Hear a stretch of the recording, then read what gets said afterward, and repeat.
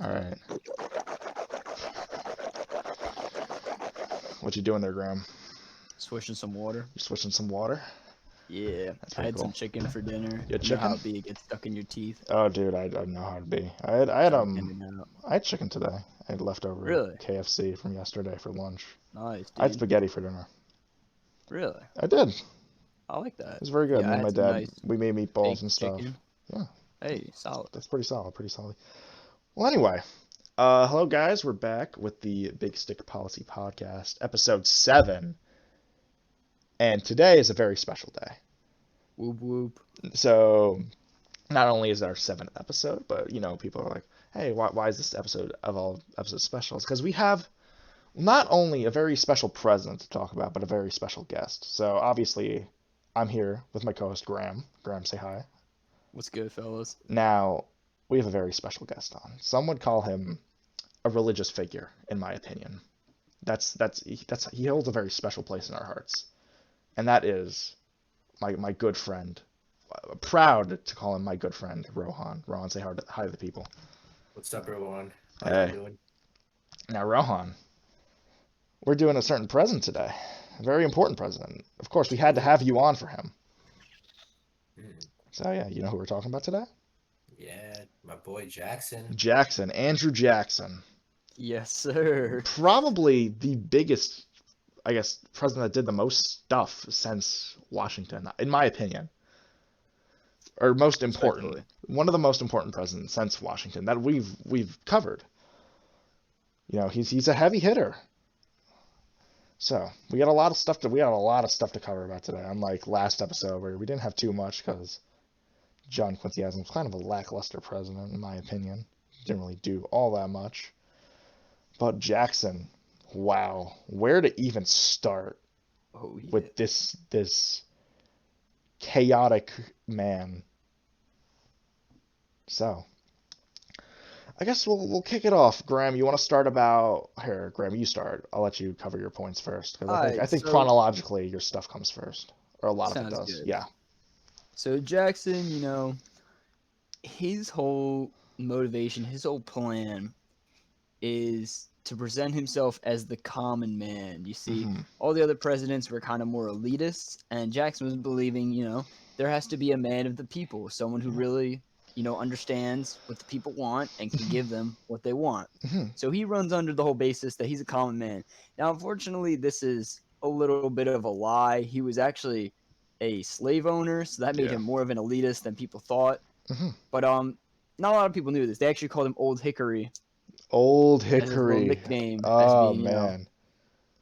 Yeah. one of the people. So this is whole Jackson's Yeah. thing, and this is actually what happens is a lot of people try and paint themselves as ordinary people. You see with later presidents like Roosevelt, Jimmy Carter, they're all like, "Hey, I'm a man of the people," and people Mhm. are like, "Well, not really, but kind Yeah. of, but we'll elect you anyway." All right. Wait one So second. this is Wait all, one this is second, Graham. Jackson's whole stick. Graham, I'm just gonna jump in real quick because I gotta explain something because you're talking about the whole common man thing, and he was the first president from the West. So from a state that wasn't of the 13 colonies, I believe it was Kansas. Is Kansas That where is he's from? true. Or no, I no, believe so. is it Kentucky? It's either Kentucky. It's one of those K's. I think actually I think it's Kentucky. Or no, it might be Tennessee. Hold on, I'm dumb. Let me look at this. Let me check this out before we go in. No, bro, he was from South Carolina. South Carolina. Yeah. What? Born in South Carolina. I thought he was from the West. No, no, I'm pretty sure he Born in lives in South the West Carolina, for a grew up while. in North Carolina. No, but he does a bunch of stuff in Tennessee. Mm. I'm pretty sure We he should have does. thought He about he this he represents. We should have thought of it. No, he represents before we started Tennessee for a recording. while. I think he probably lives in Tennessee, or that's where he was for a majority of his life.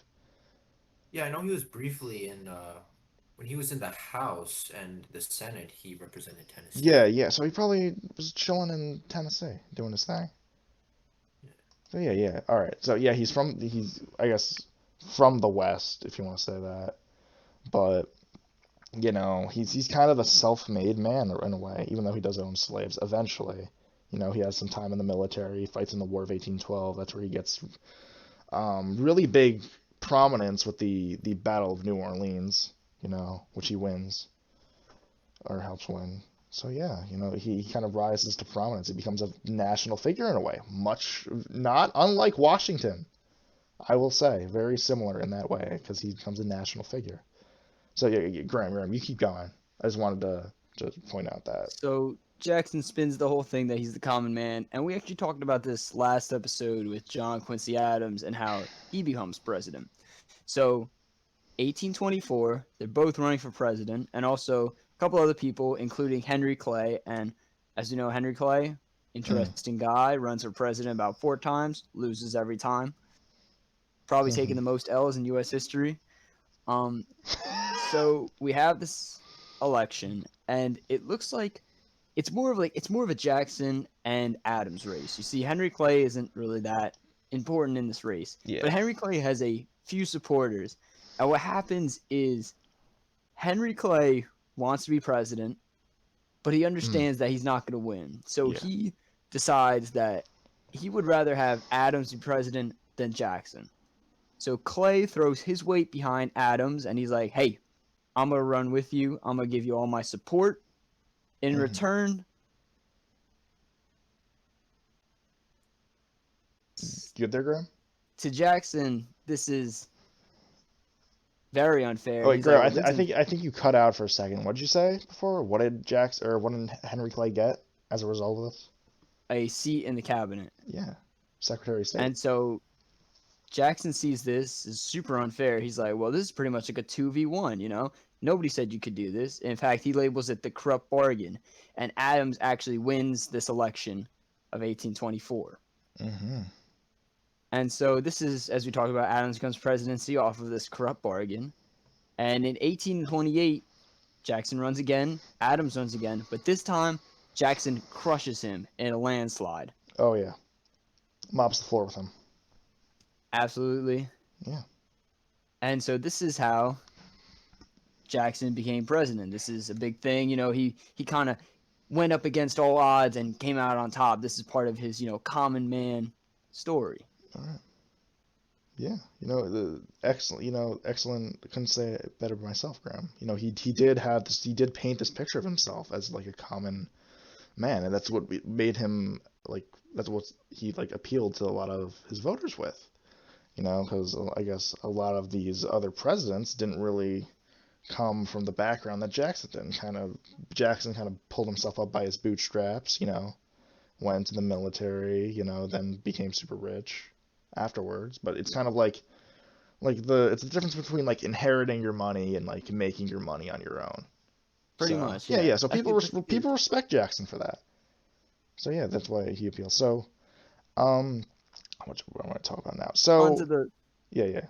Yeah, so here's the final bit on my portion for Jackson. So Jackson also, upon his election, he introduces what they call the spoil system. Hmm. Now, this is interesting because, as we remember, when Adams wins, he gives a seat in the cabinet to Henry Clay Hmm. because he supported him. And Jackson thinks it's incredibly unfair. He's like, how is this, how is this just at all? And when Jackson becomes president, he introduces the spoil system because, as Jackson says, to the victor belong the spoils of the enemy. Hmm. And his idea is pretty much what Adams did with Clay. People who supported Jackson, who gave a lot of money, they get a seat in his cabinet. They get a seat in a government position supporting Jackson. And this is actually widely used now, and it's all thanks to Jackson. Nobody else was doing this before Jackson Hmm. implemented it in the U.S. Yeah. government. So it's kind of interesting how, our government positions are influenced by this, but originally Jackson was very against this idea because he believed it was unfair and unjust. Yeah. Like a quid pro quo kind of thing. Real tall. Real talk. Yes. So I'm gonna tell a few stories about Jackson. Now, the reason why Jackson is such an interesting guy is because he wasn't like this like prim and proper kind of president. He got up to some crazy stuff, and I'm gonna tell you about some crazy stuff. One of them happens on his inauguration. So Jackson is elected. He wins the presidency. And he's like he invites a bunch of his supporters to DC to kind of celebrate. They go to the inauguration. He's like, you know what? Why not? I'm gonna throw a big ass party at the White House. So that's what he does. He opens up the White House gates and just lets all of his supporters in, and they start trashing the place. Everyone starts getting drunk. They start drinking. They're having a fun time. Eventually, it gets late at night. Jackson's kind of had enough of it. So what he does is he puts all the alcohol outside the White House, and then all of the people leave.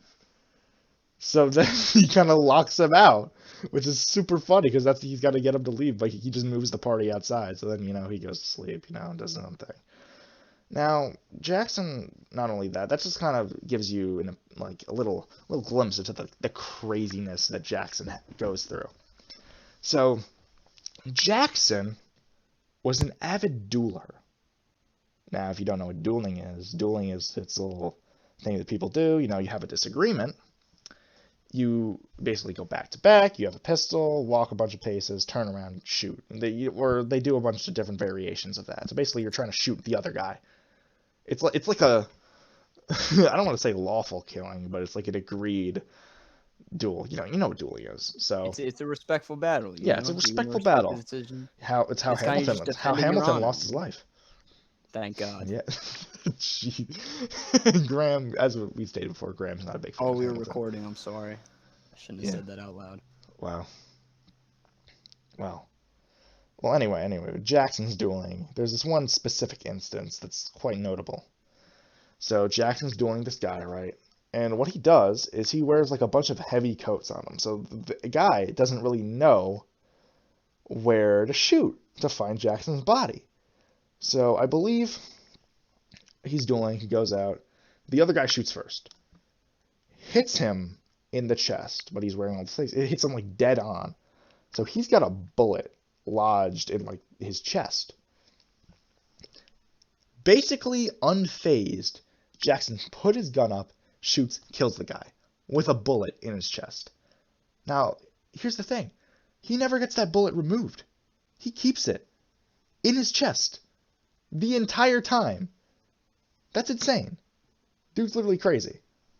It's he's probably our first really, really insane president. There's one other guy I'm thinking of, but we'll get to him. He's way down the road, but Jackson is very it's section because he killed people all the time. He was good at it. He dueled a lot. Obviously, he became president, so he won all of those duels, which is insane. Now, some other stories about Jackson. What else can we tell? Cheese story. It is New Year's Eve, I believe, of 1836. And Jackson's chilling at the White House. And you know what he gets as a present? Graham, you know what he gets as a present? Well, you said the cheese incident, so I'm assuming it has to do something with cheese. He gets a big-ass block of cheese. Now, a lot of people don't like this cheese. They think it's a symbol of Jackson's elitism in a way. But Jackson keeps the cheese because why? Who doesn't want an enormous block of cheese for New Year's Day? That's just an amazing gift. An amazing, amazing gift for Andrew Jackson. What else can we hit on? Oh yes. One other story about Jackson. I think this is gonna be my last story, but there is a point. Jackson has an attempted assassination attempt. Did I say attempted? No, an assassination attempt on his life. So I believe Jackson is at a funeral, and this guy who's kind of pissed at Jackson. I don't even know why, but he hops out of the bushes and he goes, I got you. Pulls out a gun, tries to shoot him, gun misfires. And Jackson's like, what the hell are you doing? He pulls out another gun, the guy shoots, and that misfires. And then you know what happens? Jackson beats the crap out of this guy with a cane. He just beats up. They literally have to rip Jackson off of this guy.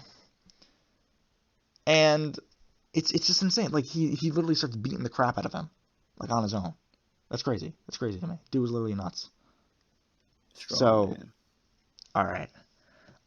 So yeah, those are just some of my crazy stories about Jackson. So Rohan, you there?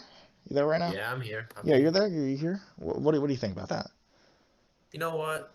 I get why Jackson, I get why he was a common man, So from the beginning of the start, he was always against Indians. Like, I don't know what the hell he was thinking. Like, he Wait, was just wait, chilling. you're going from the common man to him hating Indians or Yeah, Native bro. Like, for real Americans? though, like, he believed in the backbone of the American economy was farming. Like, he was a common man, so he was all about small family farms, that kind of shit. Yeah, So he was all about like, these Indians, they got to get off because, my people, the American people, these small farmers, they want that land, they want that shit. they do So, want that shit. he built something called an Indian Removal Act. I believe it was around 1830s, 1838 to be exact. Um, so he kind of just wanted to open some land in the South, and this Towards sparked the a west whole too, big yeah. thing, Mm, Trail of Tears and all that shit. And not fun you know stuff. what? I believe it was Martin Van Buren who actually carried out that plan of his that he Mm, originally built. yeah, yeah, but So, it's Jackson who originally kind of comes up with the whole idea yeah, yeah. of removing the Native Americans from the land, which is honestly not as bright as point. It's kind of whack what he did because they moved the Native Americans out west, and then eventually we want to take that land, so we move them even further out west, and they just kind of get stuck with a bunch of crappy tiny pieces of land. Yeah. Yeah, it's not good. So Ron, you want to hit on another point, right? So you want to do Indian removal, and then you Yeah, got something else to so talk about. got something else, got All right. nullification. Yeah. Tell, tell, So tell the people Jackson, what that is. Jackson, he was good about states' rights. Like he was in favor of them, Mm. but he sort of saw nullification as, like a threat. Like Yeah. he had this famous dinner where he was meeting with a bunch of political representatives and supporters of nullification, and he was making a toast. It was actually pretty cool. He was making a toast to this country and to preserve the union, Mm-hmm. and apparently he told the nullification supporters that he would not allow the union to be dissolved, and this kind of angered them a little bit, not to the extent where like they were really frustrated about it, but they're kind of like on edge about it. Mm. So you know I guess he was all about that shit, and to be honest, I think he would have gone to war with those people, like Mm. for real. Yeah. What's your Nullification. take? My take on nullification, I think it's whack. Pretty Yeah. whack. Law's a law. You gotta follow it. Federal government does have supremacy over state governments in many, many situations. Oh, thank you, Rohan, for hitting that point. I just want to hit on another thing. I don't think we talked about the bank yet. I just want to mention that because Jackson had big beef with banks. Like he did not like bankers or banks. He thought because they were like, oh, the bankers, they pander to the elitists and all that stuff. So he just kind of gets rid of the bank, which is nuts because that is like super bad for the economy. So we don't have a bank for a while. He doesn't renew the charter for the bank, which is kind of whack. And eventually we get a bunch of panics and like economic problems because of that. Eventually the banks do come back. Not during Jackson's time, somewhere else, which he had beef with the bank. I will give him that. He said he was gonna get rid of the banks. He did. Who else? He had beef with his vice president John Calhoun, who was actually a supporter of nullification during the whole nullification crisis. And he also had beef with Henry Clay because he's Henry Clay. Which is crazy. So now I think it's about that time, isn't it, Graham? Oh yeah. About that time. So it is our segment. Obviously, you know what it is. I'm gonna let Tyler take it away. He wants to introduce it this time. So Tyler, if you can unmute. Hello. Hello, Hello. hello. We're So, back. so what is this? You tell the people if they're new what this is. Well, if you're new to my segment, it's called Sean versus President, where we pin Sean versus uh, the topical president in a fist fight. And Hmm. so far, Sean is 5-1, and I think you guys are gonna be a little surprised with We're gonna be surprised. right. So if you want to take a look at the Take a look at the infographic infographic. I'm gonna put up the infographic right now. right now, Ah, so we're gonna analyze this a little harder than the last one. Last one we kind of just get over it, but we're gonna look at this one. So hmm we got Sean 6'3", 170. Solid guy, hmm not too strong, not too weak. Very Right in average. the middle. Hmm. But look at Jackson, right? You're talking about he beat up a guy with a cane. Uh-huh. He doesn't get props this time, Mm. right? It's a fist fight. In a Yes. duel, he would destroy you. Yeah, he would. Up until his death, you would not have him in a duel. Yes. So you'll see he's 6'1", but if you look, he is the second lightest president ever. Wow. So this is my reasoning behind most of the statistics, right? So 30 attack, 20 defense, 10 stamina. He's an old dude, right? That is true. he was a pretty reckless war general, as we know, pretty feared, Mm-hmm. but he's a frail guy. I don't think he could stack up. Wow. Poor guy. Uh, Maybe a little more on the attack side because he's got some length, got some experience, but Mm-hmm. in the end, I do have Sean taking this. So I have a feeling you would have had Jackson maybe taking this one, but after some thorough analysis, we have Mr. Luck beating Old Hickory. Wow. Oh, yeah. I am surprised. Thoroughly Are you? surprised. I mean, like, I thought I was gonna lose to Jackson just because of his sheer chaotic insanity. Well, you probably didn't know that he only weighed 140. I did not know that. I did So not know he's he a was. very skinny dude. But Yeah. so here's a little trivia. Mhm. Who should I ask here? All right, Graham. Yes. Do you know who the lightest president is? Want to take a crack at it? Might be Madison. That's correct. Do you know how much he weighed? Wow. Oh, we talked about this. Oh, I Yeah. remember. wanna I know. say- I know. All right, I wanna let's see. say, like- Rohan, do you know? Or okay, yeah, Graham. Let's see.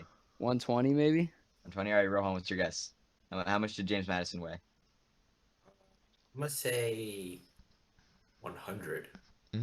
That is correct. I was gonna Oh, go the 100 money. on the dot. Oh, the Yeah, money. he's 100 on the There you dot. go. Yeah. The prophet so, never you know, misses. Sadly, our first segment was the fifth president, so we didn't get to cover Madison. But Madison was 5'4", 100 pounds. So Sean would have pretty easily stomped him. But Yeah.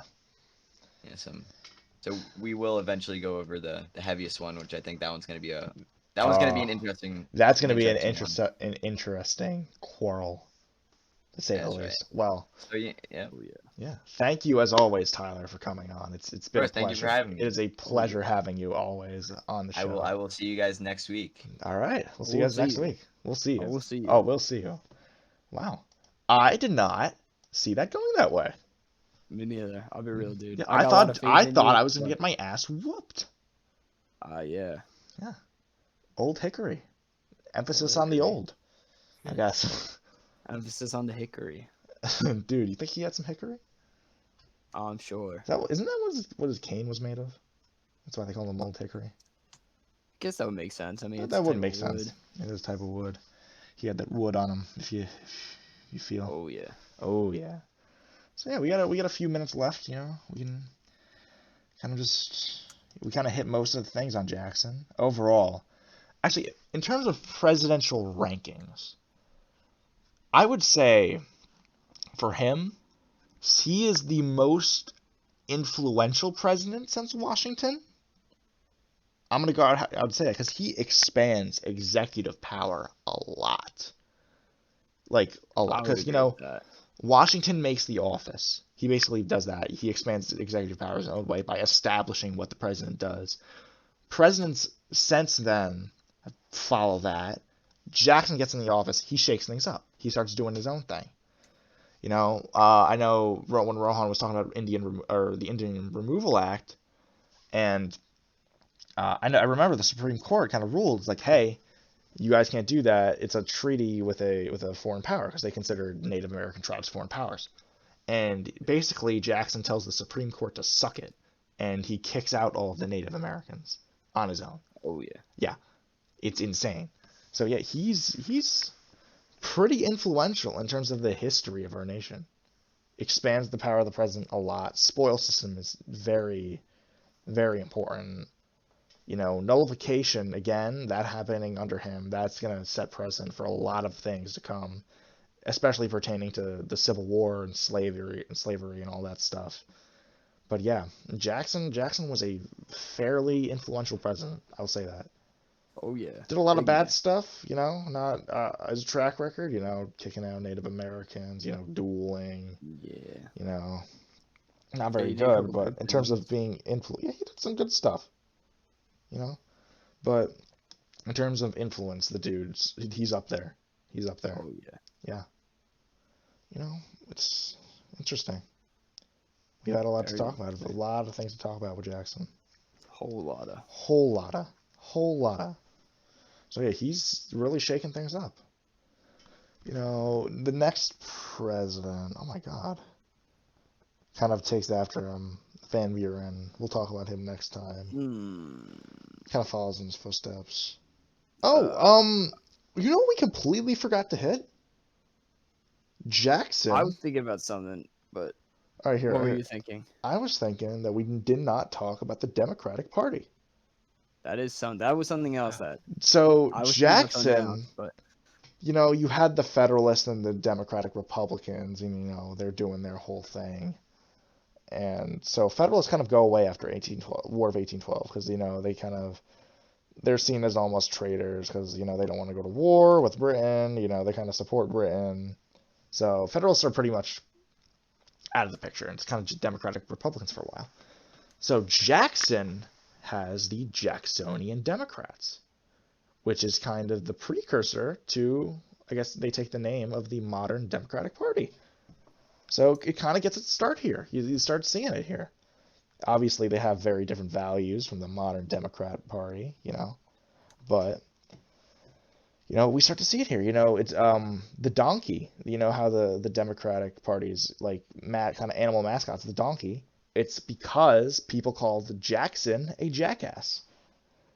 So to kind of flip it on the script, he adopts it as the party's mascot, which I think it's pretty clever. I think that's a pretty that's clever pretty thing because funny. they're kind of it's like taking something they're trying to use against you and using it for yourself.